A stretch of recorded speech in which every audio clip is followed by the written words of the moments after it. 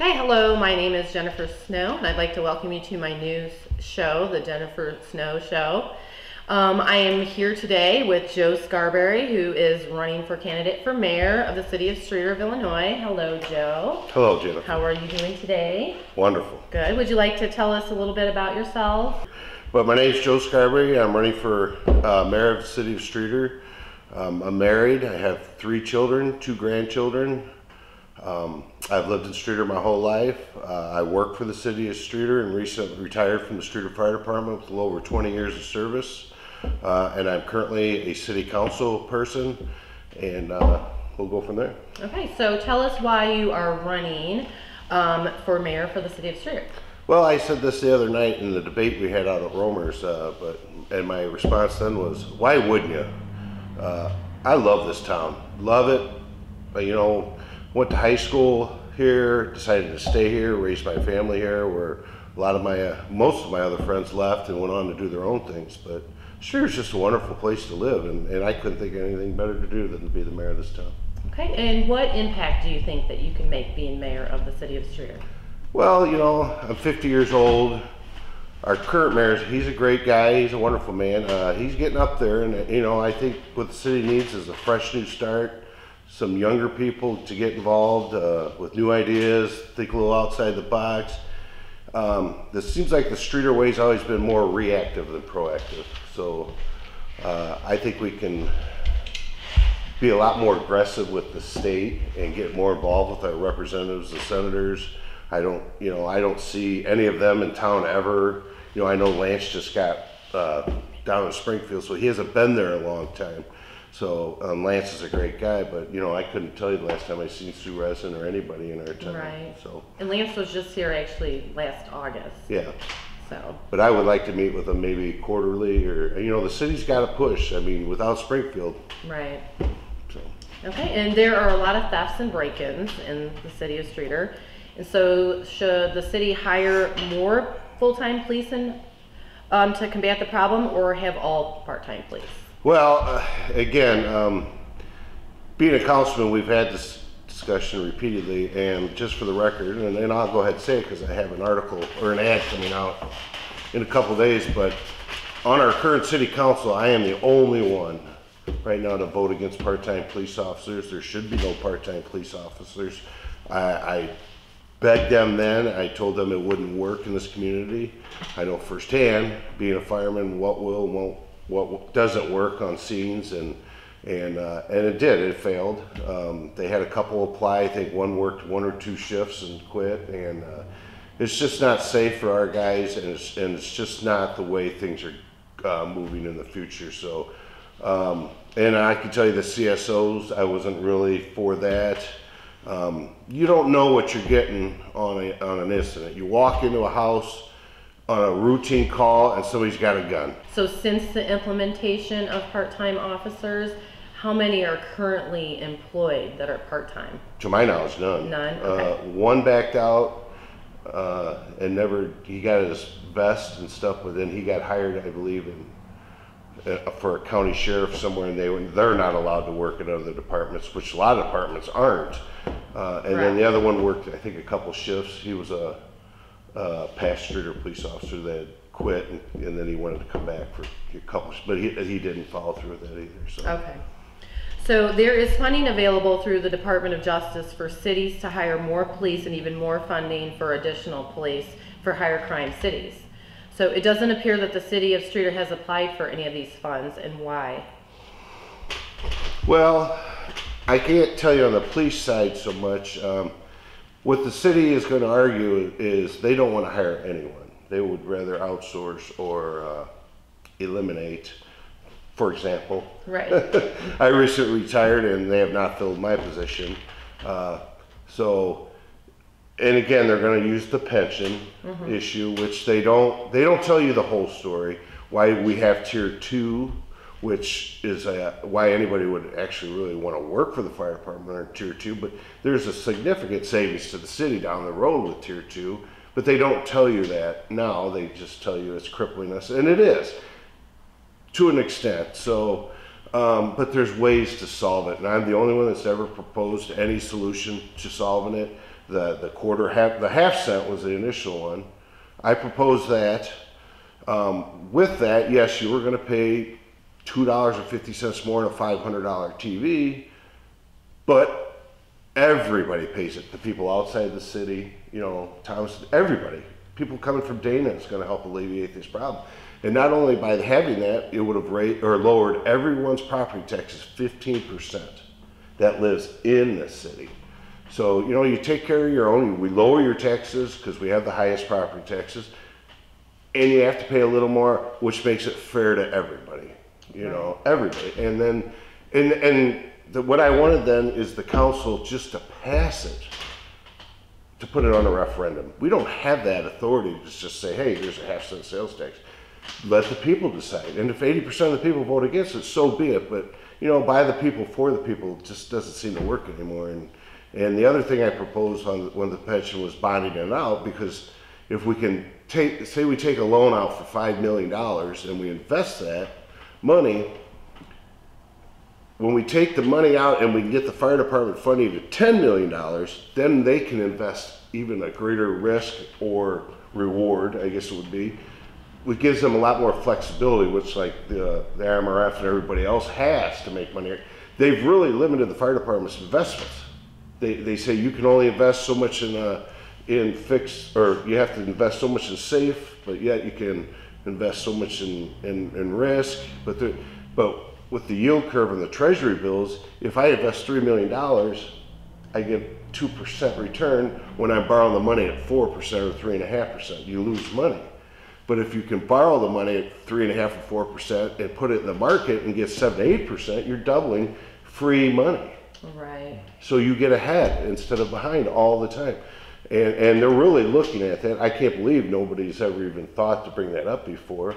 But I know President Snow of the Local 56, he was talking to people up north, and they were city managers, and he says, you're crazy not to.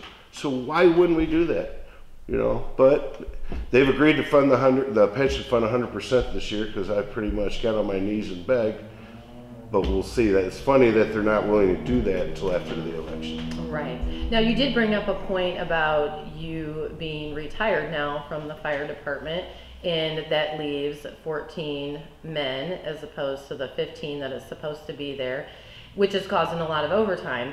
In your opinion, do you believe that the city is making the correct choice by not hiring someone else or paying out the overtime? Again, when my ad comes out, I know Monday there'll be one, but it'll say right in a sports 15-man fire, or 15-person, fire department. It's crazy not to have it. When I got hired, I was one of the referendum people, myself and another one, to get us up to 15, because our insurance, the rating was gonna go to a 10. And instead of just paying a small fee, you know, for the firefighters to get their staffing up, they were going to double, triple your homeowner's insurance. So the people woke up. And I've done the job for 20 years. I've worked with people that's done the job for 30 years. We know what works and what don't. We run, when I started, I think we were running 700 calls a year, and now we're probably up close to 3,000, I would guess. We do everything for this community, from lift assist to medical, to inspections, to fire suppression, to rescue. The other day, a boat rescue. Yep.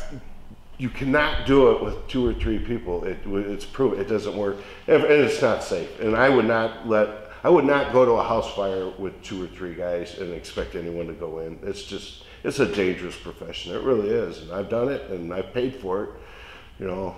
And I've been to the burn unit, and right. I've been hurt, and I think the department we've been recognized as one of the best in the country, and I believe it. We have the equipment, and but without the men, what good is it?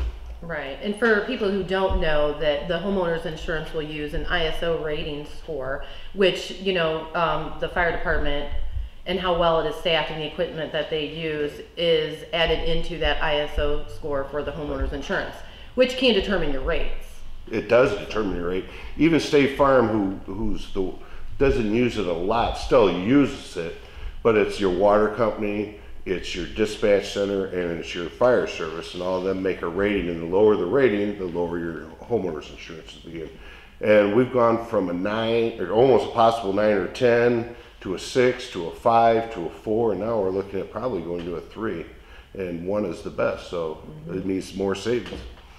Okay, so going on, do you support the hiring of the community service officers in lieu of police officers? I know you've already touched on this, but... They budgeted for 6, and I was against that. I did say they had the overwhelming majority, so, you know, if you want to do 2 and see if it worked, and if the police union did it through collective bargaining, which they did, and they agreed, which made me happy, then fine, we'll give it a try.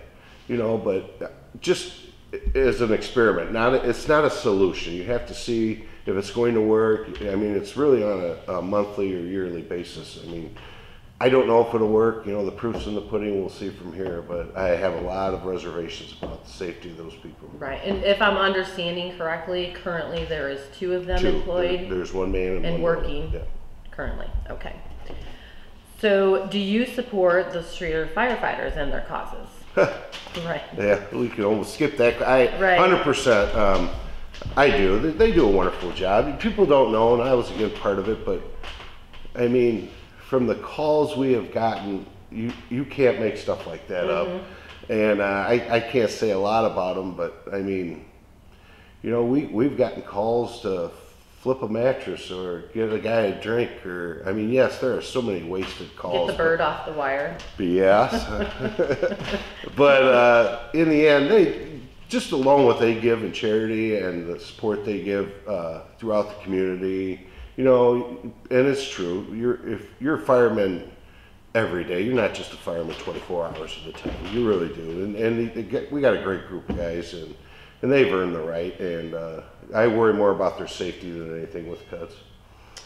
Okay, and with a city the size of Streator, we need to be proactive, and there are ways that the city can be creative in funding to support the fire department. What other ways would those be? The city the size of Streator, there is a SAFER grant available. We've never used it, but a SAFER grant means that they could have replaced me, and then they could have got over the next 3 years the majority of my salary paid. I believe it's 75%. The next year's 50%. Maybe the third year might be 25%. But it's free money, you know. And then you're getting into that as people retire. You're getting free money, and then through tier 2. You're saving the money in the retirement. And again, I'm sure there's another question to come about pensions, but there's legislation right now going on in Springfield, and they refuse to bring this up because it's the FFI or somebody else that's involved, and not the Illinois Municipal League. But the Illinois Municipal League is on board with some of this, but they're talking about consolidating all the pensions, and which is great. You know, put them together. That's where you get that more money, more return, more flexibility, and so forth. And and then people don't want to lose local control. But you know, if you believe in the system, and there's Article 4 state law, so there's a book of guidelines. So, and then they've talked about the amortization period, which means the pension in Streator has to be 90% funded by the year 2040. How that is going to happen, you know, I think Streator right now is 60% as far as the budget being ate up by pensions. The city of Springfield's, I think, at 95%. So we're not the worst there is, but other cities are going to have to face this before we are, and they're going to have to do something. And you know, if you have a little faith and you save a little here and you risk a little here, problem's easily solved, I think. Right, and things in Springfield they're not always taken care of overnight either, so. You think? Springfield, yeah, well. So to switch a little bit, the city has used federal block grants to help rehab and replace dilapidated housing in Streator. Why has it not worked? Or if the answer is no, why has the city not applied for these grants? Well, it has worked, but they limited the scope of through the center of the town in the oldest part, and it works when the people use it. but there just hasn't been really any people use it. I mean, the money is there. I wish they would have opened up to the entire town initially, and eventually they'll have to. I mean, who wouldn't take free money? But again, you know, you have to meet a certain percent of that as well. So you can use it for driveways, you can use it for siding and roof, you know, to clean up the town, which in the end is win-win, because if we clean up our town and everybody's property looks better, then the EAVs get higher, and then when people do sell their houses, they get more, and then, but they're worth more, so the cities get a little more money because they're worth more, and it's just win-win. But I think they need to expand it throughout the whole city, and right now we don't have a city manager to apply for anything, so. Right. But I have heard other candidates mention this about the housing, and mostly about the out-of-town people that own some of these buildings that are falling apart. And is there anything that you think would make it easier to hold these out-of-town owners responsible? Well, I said this the other night at the debate, you have to hold them responsible. The city, we budget maybe enough money to tear 8 to 12 homes a year down that are just completely gone. And we have to eat that cost, and then we have to mow them lots, and then we have a lot that nobody wants to buy, and then we can't sell it for $1 to a neighbor who would take care of it, because there's a process where you have to wait so long to get a certain percent of the value. And it's the people, they buy the stuff up in tax sales, or and sometimes they just inherit the property. You know, mom or dad passed. I live in Arkansas. They left me a downtown building. I'm not coming home. I didn't want it to begin with, but it's mine.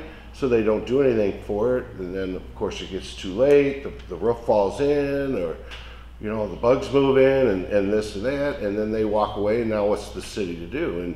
And you'll see a building down by Rations that's going through that exact. Yep. We have scaffolding. The city had to come in and emergency tuck point it, because the bricks were falling in on, you know, and what do? But does the city, we don't want the building. You're looking at $100,000 to $200,000 to completely remodel it, in which you could never get that money back. But again, if we tear it down, there's a good chance both buildings on either side go in, you know. So it's a sticky situation. So basically the only option you have right now is in the court system. And again, if somebody gets down to Springfield and does something legislatively, then maybe we can address it more. So that may be an idea for something new. This is going to be a hot one. So many cities and towns have city-sponsored Wi-Fi. And is this something that the city of Streator should attempt to help fund the police and fire department, period, or with their pensions or anything? And why not? You know, I don't really know a lot about this one, I'll be honest with you.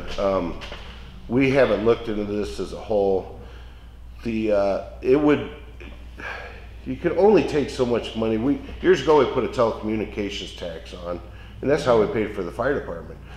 People didn't even know they did it, but yet they put it on, and in 4 years that fire department was paid for. So yeah, if there's a way, and if other cities are doing it and it's in a reasonable amount, you know, if it's $1 here or $5 here, but then it gets them out of their data plans on other things, so be it. I would have to run them numbers. That's a good question, but that's not what I'm able to answer at this point. Right. I will be honest with you. Yeah, I'm not sure if that works like an airline where you go and pay the $10 and you get Wi-Fi and then hope it works. Or... Yeah, I'm not either. And you know, we have $20 million in unfunded liabilities, so I don't. If you can generate $5,000 or $10,000 a year, and I mean. Yeah, it's 5 or 10,000, but that's not the answer you're looking for. Right. It'd be a little part of a big answer. Okay. And the next question, this one can be a little confusing because there's so many angles that can go into it, but could the city generate funds from the ambulance services and those fees to help fund the fire department costs? Well, I don't think the question says could the city. I think the answer is why is it the city? Right. Or should the city? I mean, let's face it, we're doing the majority of the work, and we're doing it for the benefit of the people of Streator. I have so many people come up to me and say, you saved my life, thank you. Or you saved my grandma, thank you. And I says, just doing my job, it's what we do. And that's wonderful. And the firemen are not against doing it. It's just, how do you justify we spend $36,000 on Lucas devices to do CPR when the ambulance should already be there with us with their own Lucas device helping.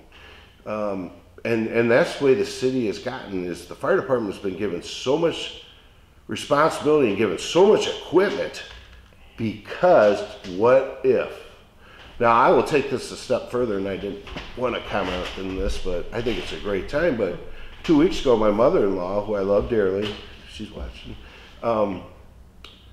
went down in physical therapy, and they took her to the ER, and then she had some issues and an infection. Anyway, to make a long story short, she needed to go to Ottawa, and she was, you know how mother-in-laws are, but she was hard-headed. We finally talked her into going. It took 2.5 hours to get her from Streator to Ottawa because of the, and you know who took her? Oglesby. Oh. Oglesby ambulance. Now that's a stretch, and that's not fair to Oglesby either, because I'm sure they don't have 3 or 4 or 5 ambulances sitting around in personnel, because they're a smaller community too. So yeah, something needs to be done. It's just a shame what's happened, and I know it's OSF. I don't completely blame it all. HSHS was the one that ran it into the ground, but when they did close, myself and I think Mr. Wright were the only 2 that spoke verbally against it. We thought it should be put up for sale and let free market and free enterprise work. Broman and some other people wanted it, but they decided it had to be Catholic based. But to spend, and I know this is a question coming up, but to spend $33 million on a renovation, you could have paid for so many doctors and so many hospital beds, and I think it was a shame. And you know, that's the problem, but what's the solution? The solution is we need change. Right. We need to work. And with that, the Streator Fire Department does not have an ambulance or a vehicle to transport patients. So once they get there, that is the basic care until the ambulance arrives. Out of all the other towns surrounding us, compared to size, or even not compared to size, but how many of them fire departments do not have their own ambulance to transport patients? Well, Reading does not, I know, but again, they're just outside our town with AMT at a reasonable distance. Ottawa does. Grand Ridge has theirs, but Grand Ridge they're a little unique, is they don't want to do transfers for other people.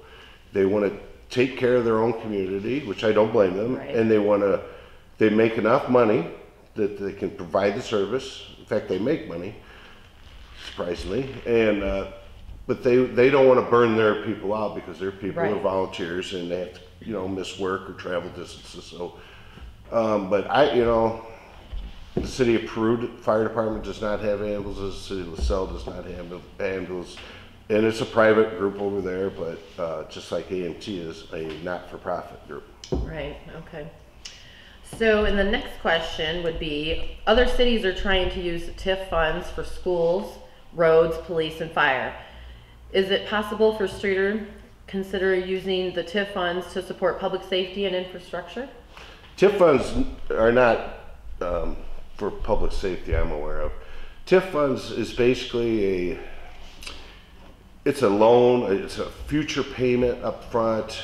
So a TIF fund could be used if we had a big development coming in, then you can use that money ahead of the time to put infrastructure and sidewalks. A road like Vector to help Vector its expansion, lighting, you know, basic things. They cannot be used for personnel costs or anything of that sort. So, but it has to stay in the TIF fund, and then generally the money gets up front, and then the taxes stay the same. For I think we usually use about 22 years in our TIFs, and that levels their taxes off. So like Bill Walsh has been there so long, and they're finally coming off that TIF freeze, and then that we'll get extra money from them for their real estate taxes. But TIF funds are a great thing, and schools will argue they're not. Some schools argue they are, but what a TIF creates is something that wasn't there in the first place. So if we can build a new, say, building, that industrial park or shopping center, and it brings 50 to 100 more families to our town to work, and it puts 40 more kids in their school system, they get paid per child. So that not only, but so they're getting more money, the city's getting more money, the EAV in the area improves. So it's win-win to me as far as TIF funds go. And the schools can argue this or that, but you wouldn't have had them 40 kids if we wouldn't have done this. So they get a bad rap, but in the end, I think they always come around and agree once you educate them enough. Okay. So, and since the city is always talking about what it cannot afford, is it fair and necessary for the city to have both a city manager and a mayor? Well, I think we need both. I agree, and I did vote to have a city manager. I think, when Larry, who's a great guy, put that on the ballot, I think he ended up telling me he might have done it the wrong way, but people wanted a different city manager. Okay, let us switch gears again. Streator is making a tremendous comeback with the stores and shops and businesses opening up on Main Street and out at North Point Shopping. Do you think that Streator area residents can support all of these businesses? Oh, absolutely. And again, we get back to the TIF thing and the whole North Point, and I can tell you, well, I will tell you that there's more plans. We have had designs for a new Hilton True. People will argue the fact, why do we need another motel? But the reason major hotels are so important is that, and people don't know this, but there are so many people that spend the night in this area, well, mostly in Ottawa, because of, and and I don't blame them, but it's because of the rewards points. When your company sends you to Vector and you're spending a week learning how to use a truck or buy the truck, I want to stay at a Hilton or a Marriott because I get free points for that. And most companies let the employees keep these points, and yeah, you can stay there 4 nights. You might get 2 nights free, or you might get a vacation down the road off it. Or the hotels we have now are great, but they don't offer them type of services. And once that motel is established, and that was part of the deal, he had to bring that in. We were talking about expanding the movie theater to a huge screen, so we'll be able to get movies before anybody else because of the screen will be, so I think everything's really starting to take off. If we just be patient, we keep working with these people that, develop.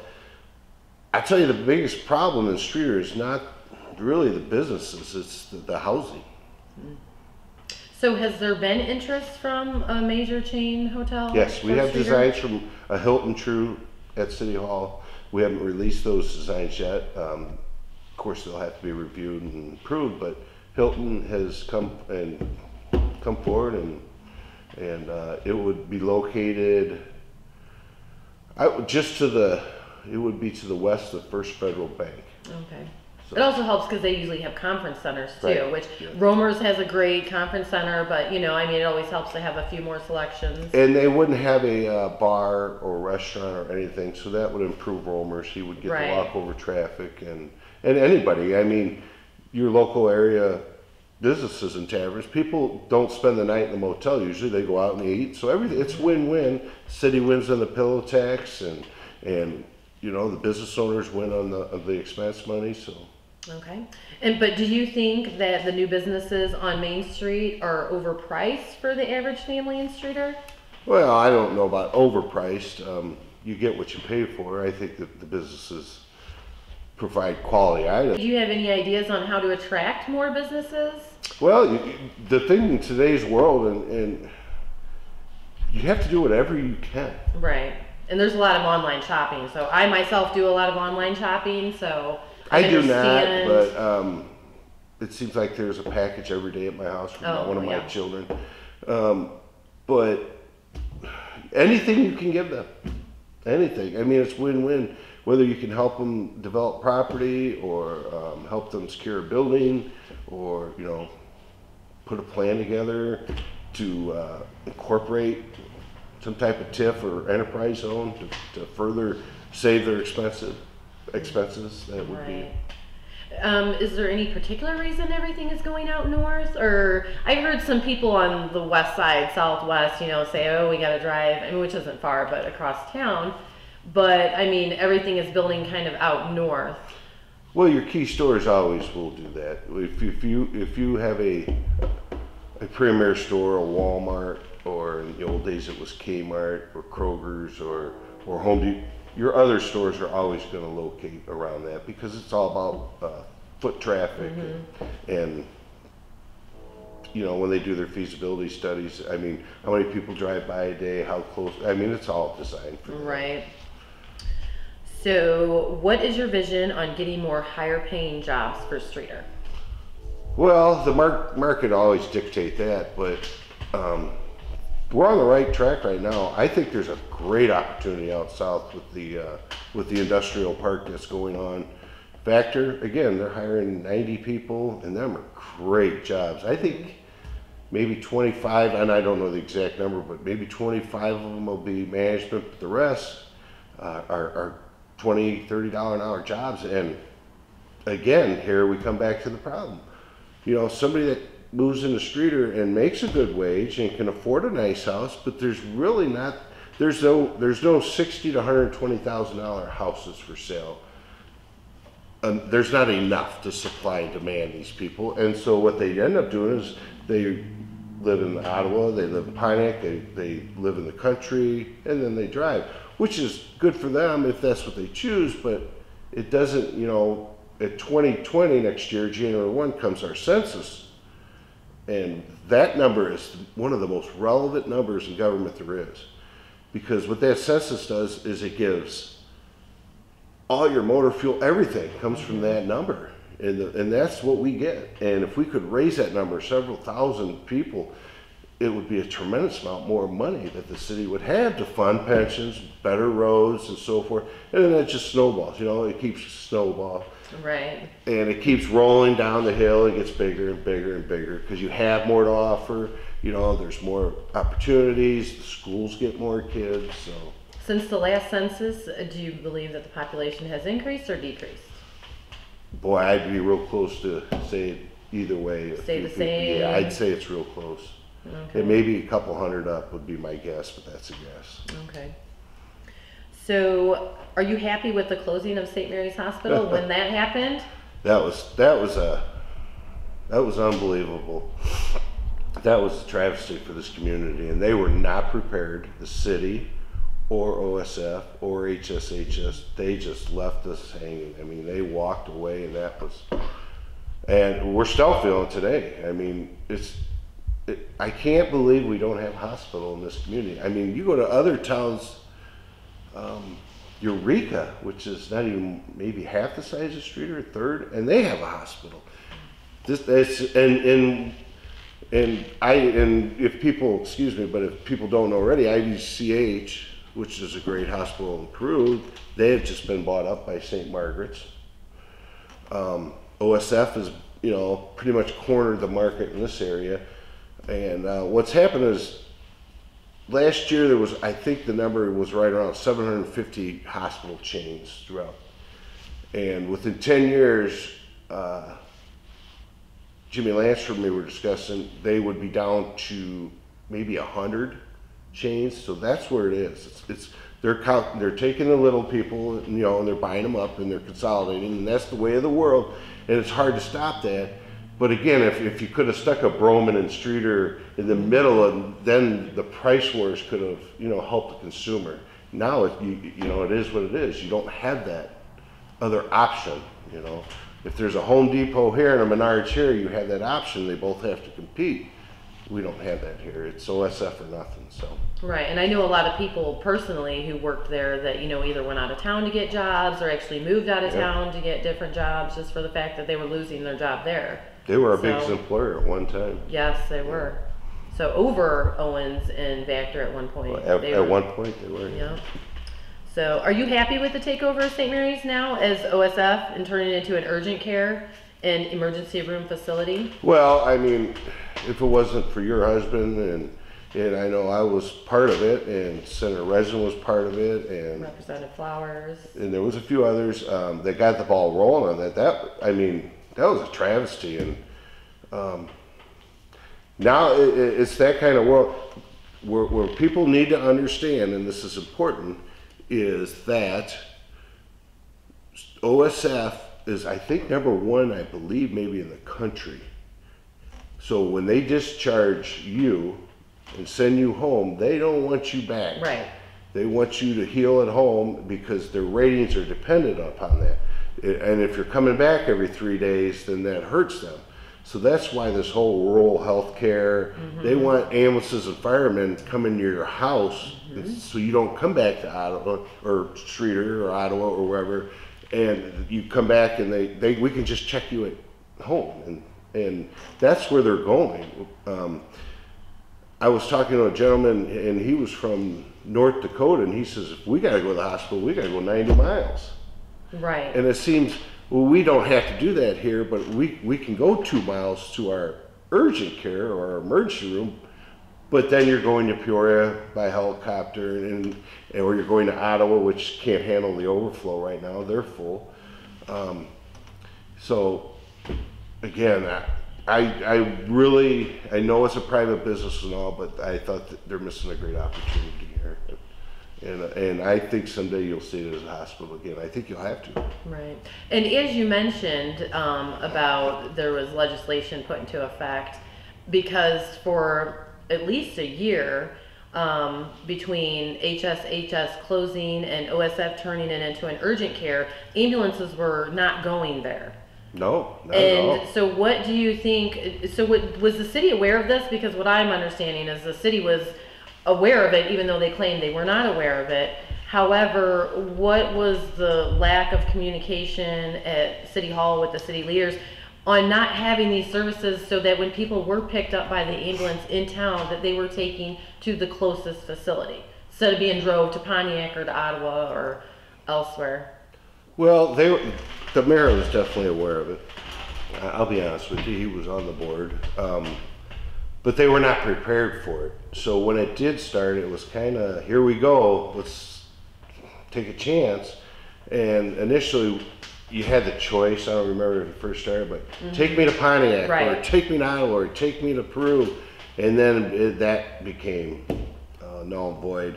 I can tell you this, that I've done CPR on people leaving Streator all the way into the emergency room of Ottawa, and it's not fun. I've seen people, I can't prove they died of this, but I think they would have had a much better chance if they could have gotten to a local ER right away. Mayor Lansford and I know Councilman Brozak at the time, when I spoke at City Hall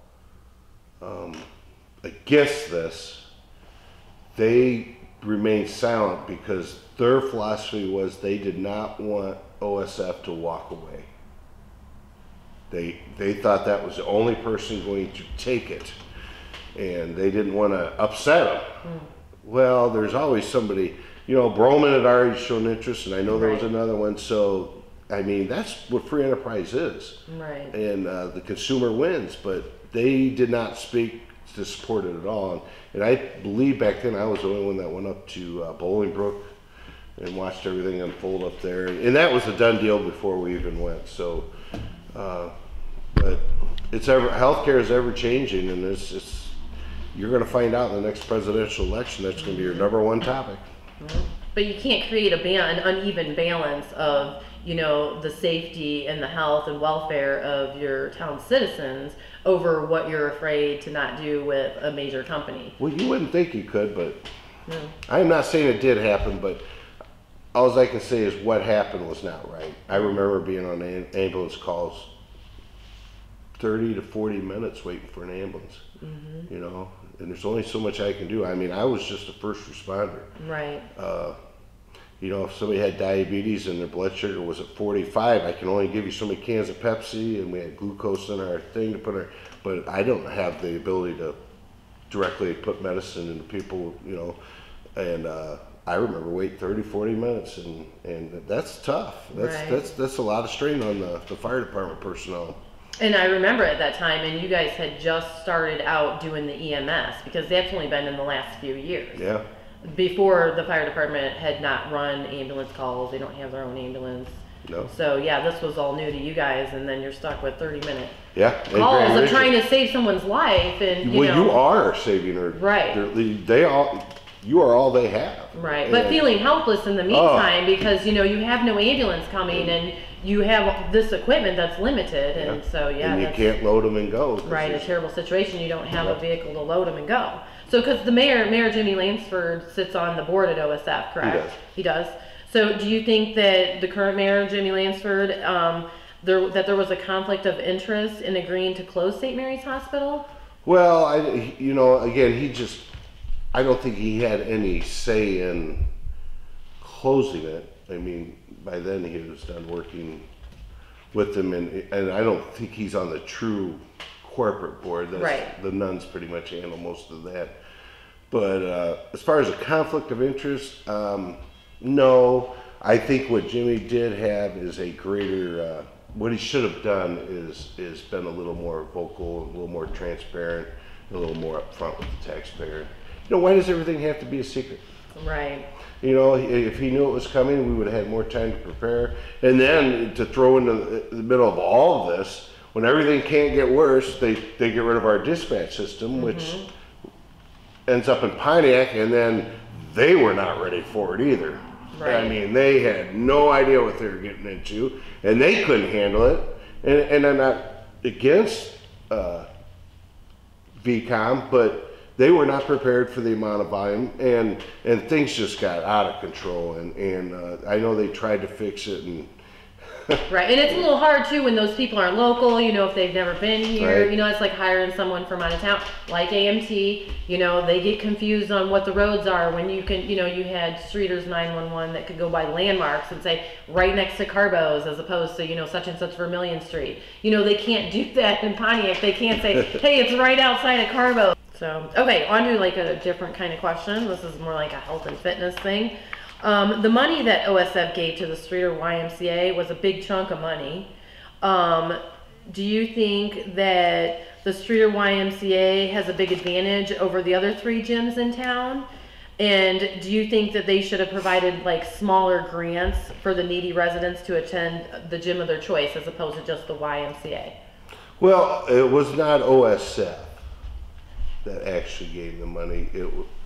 Per se, it was an auxiliary type of organization, that was my understanding, that had all this money collected throughout the years. I went and talked to a few of them. I talked to Jimmy about it. I talked to a couple other members of the board. I talked to your husband about it. I talked to the city manager about it then. And I would have preferred, or I begged it really at the point, that if they had $1.5 million to give, why not give it to the Streator Fire Department so we could put 3 ambulances ourselves in? Right. and again, we had a meeting at St. Mary's Hospital. It was a committee of the whole meeting in the basement, I believe, and I presented them the amounts, how many years it would have took us to break even at this point, how much money we could have made in future years. If we got this amount of money from the hospital, we could have made money right away, but we could have done transfers. And I talked to Ottawa's fire chief, and they were willing to do our transfers for 18 months because you just can't come in and do transfers tomorrow. You're going to have to do the 911. You're going to have to work out the system of how many drugs you can carry, because they expire like everything else. And that's a huge cost people don't know, but how many people you're going to have to staff on a rig, and how many calls, how many callback people you're going to have to call in, how are you going to bill. There was so many, but again, I got no support from really any of the members, and I think Mayor Lansford's words were, we don't want in the ambulance business. So. Right. So, and nothing against the Y. The Y looks great. You know, and what I love, especially being a parent, is the fact that they have a child care center in there, because, you know, sometimes Right. I mean, unless you get rid of the kids, you can't work out much without, you know, being interrupted, so, or finding a babysitter. Yeah, So I don't want to get in the business of telling private people who they can and can't give their money to. I mean, that's not the city's, but the Y is great. They've done a fantastic job. yeah, and I've seen the other gyms promote themselves around town, and congrats to them, and hopefully, you know, they just keep building on that. What is your vision for getting Streator a full service hospital? Do you have one in mind? The city can push certain ways. We can help them in any way we can, give them what they need, but in the end, it's going to be up to them and the people. And Do you think the current city council would be backing of that, trying to get a full-time hospital in, or is that something that's not even like been brought up? Or no, that's something that's never really been discussed. okay, and is dismantling the city departments setting Streator up to merge with other towns as far as the fire department is concerned? No, there's been no talk about that at all. And again, when I told them the part-time police officers wouldn't work, and it didn't. Now, it's been brought up about the part-time firefighters. And again, without the union's concession or permission, it's not going to happen. The number one reason a city exists, in my opinion, and I guess I'm the only one that believes in this, but is to provide services. I want a police officer if I call 911. If my house is on fire or my wife's having a heart attack, I want an ambulance, and I want the fire department there. If I have to go to work, my roads better be plowed or I can't get to work. You know, them are things, the potholes, and you have to be thick-skinned to be a councilman because everybody's got a pothole they want filled, and I get it. But, you know, who's going to fill the potholes without the services? So I think we get, you know, everybody gets caught up in they just focus on one thing, whether it's ed and tourism or whether it's Terra on, you know, new business, and them are great things, but you have to include everything together. And services that people say, well, you're a fireman. Well, I'm not a fireman anymore, but I've seen firsthand. I've had people die in my arms. I've been responsible for lives, and it's a big burden, and it's not an easy job. And I give the guys credit for doing it, and you know, I support the police. I mean, you're on the council currently. Yes. So do you think that yourself and the other council members in the recent past, say like the past year or two, do you think that your focus has been more directed in individual areas as opposed to all together on major issues and getting things done, or is everybody kind of just scattered on their own thing? No, we work well as a group. I'm not going to argue that. We like to be most of the time unanimous. It seems like I'm always that one guy that's a no, but I'm not saying I'm always right, but I know it's not going to work, or you haven't done your homework enough to know this, or there's a law that you can't do this. I don't want to badmouth anybody on our current council. We've done a lot of great things. I just think we could do more. Everything works together. If you got one guy to sit there and, you know, put the right agenda and get the people focused on one or two issues, you know, you need to complete what you do, and, you know, do what you say and put what's most important first. And I know Jimmy's done a great job of worrying about 20 years down the road for Streator, and he has, but he isn't really doing a job about worrying about tomorrow. Right. And again, that's maybe the business end part of him, but we have a city manager to solve them problems, so. And currently we are without a city manager. So, and the hiring process is still going on? Yes. Okay. So, about bringing in other money, what do you feel about annexation as a way to increase revenue and support public safety and public infrastructure? Well, again, I hope you ask everybody these questions, because this is my topic. If it was up to me, I'd annex all the way to Ottawa. Right. Annexation is inevitably going to happen. It's a little too early for that. What's going to move annexation along faster will be the EPA and the IEPA. They were here once, and you see what they did to South Streator. People are not supposed to dump their sewage into mine holes, and they're getting away with it. But eventually, when they do come in and crack down on these homeowners, the only solution is going to be annex, and hope the city can bail them out. I recently, in the last year, I took it upon myself. I walked by myself. Scott gave me the information. I says, give me the best deal you can get. And on Kent and Broadway over by my house, which would be on the other side of Otter Creek, but the vast majority of them are dumping into the mines. And what happened was at the airport, when they put their tile in, all the water came this way. So their basements were getting flooded. So we put in a new sewer system by Lismar and connected in to alleviate a lot of the problem. But these people are not in the city that are getting all this water. So I says, listen, if you know, I think the estimate was going to be about $9,000 on a 10-year loan, of course, at 1 or 2% interest, just to manage the books. But I says, we can give you, you know, curb, gutter, fill that ravine in, give you a new driveway, hook you up, get you off the mine, and get you legal. And because if the EPA comes in, or the IEPA comes in, they're going to hammer them. They really would. And then we were getting close. I mean, we were 4 or 5 houses away, and then it kind of stalled. So I asked Scott to ask Jim. I says, cut the number in half. If the city has to eat more money, so be it. Because in the end, there was no long-term. It's like out south. I begged Mayor Schmidt to take them people in when they had the chance, and he says, no, we can make more money on their sewer. And I says, yeah, but just think of the numbers for the census. Think of the future tax base, and they took the more money. They didn't look at the long-term goals, and I think that's what's going to happen on the east end of town. Is we're going to miss that opportunity if we can't convince them by the end of the year to do it. But I mean, annexation is key. You've seen it in consolidations in the schools. You've seen it in everything. Yeah. And it's a hot topic too, because then you have your people that absolutely do not want annexed in. So I mean, what would be your edge in trying to talk them into, or giving them, you know, incentives, you know? Well, you're going to have to eat a lot of the cost up front, and it's hard for a city to do that. But if you stretch the debt over a certain number of years, by that point you recoup, and then at some point you make money. But right, because I know where you're going with this. Taxes. But if I annex 800 more people or 500 more homes, I'm not going to cut 4 firemen and 2 cops, and then say, hey, come join our city. Right. That's just. You can't be pro-annexation and against city services, right? Because they work hand in hand.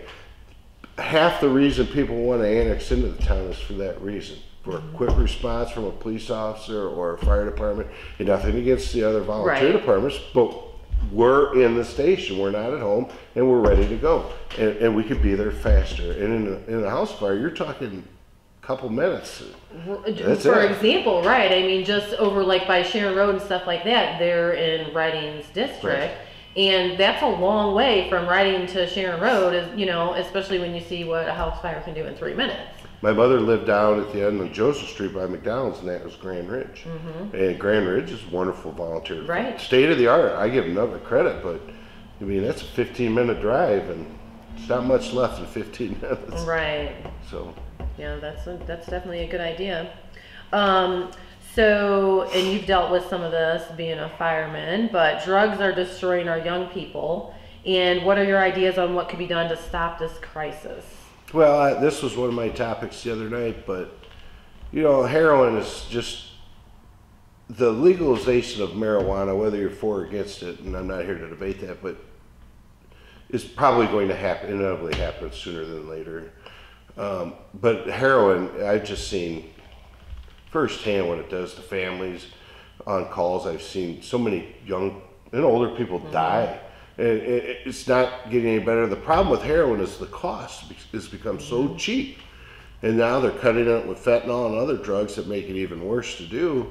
And I mean, you can say education all you want. You can say, and I believe in it, but you got to get into the schools, get them early.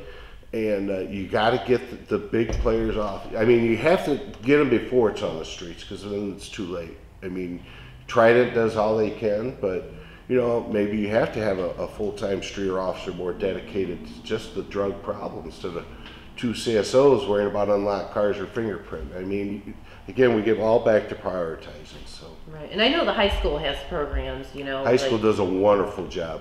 But I'm not aware that the city, like the elementary schools or North Lawn has any, but I mean, anybody can correct me if I'm wrong. Right, it's definitely never too early. Yeah, so. If we can fix it, I'm sure President Trump and Governor Pritzker and everybody else would like to know that answer, because that's a big one.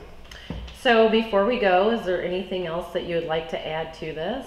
Not at all. Do you want to give your motto for the people, your motto for running for mayor? Basically the same thing as city council, transparency.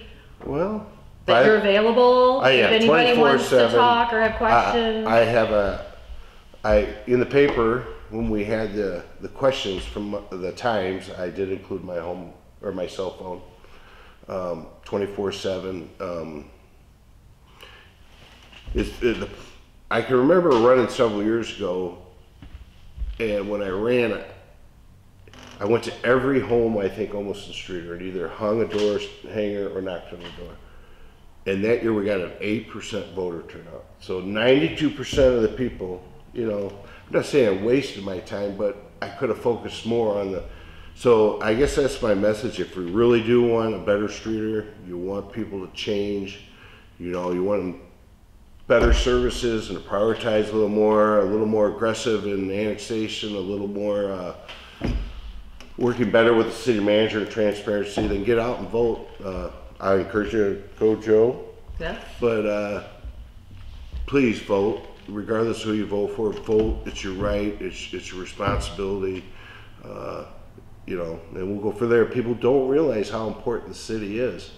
City has the ability to raise more taxes and hurt you more financially than the federal or state government. So it's important. It seems like you only get the big votes when the president's running. It's a shame people don't take, you know, we need to have more interest in local stuff. Right, so. And the city election is April 2nd, Tuesday, this Tuesday, so you better get out pounding the pavement. Yeah, and if you need a ride, 815-712-3400.